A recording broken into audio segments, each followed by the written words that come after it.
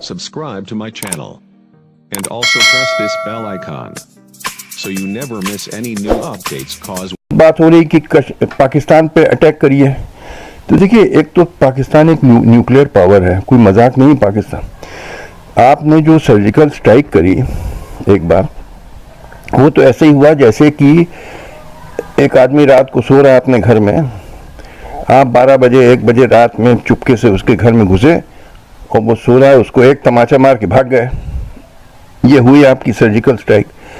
मगर अब वो आदमी सो नहीं रहा है, अब पाकिस्तानी फौज तैयार है। अब आप मतलब they are on their guard.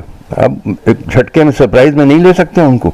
जो आजकल इतनी लंबी चौड़ी बातें हो रही हैं कि बदला लेना है। भारत में दुकानें हैं कश्मीरियों की, वो अपने लाते हैं वहाँ से कारपेट शॉल वगैरह कश्मीर से बेचते हैं, 2 रोटी कमा रहे हैं, अपने परिवार को खिला रहे हैं। उन पे हमला करिए आप, नए अच्छे लोगों, हेल्पलेस लोगों पे हमला करिए, बड़ी बहादुरी।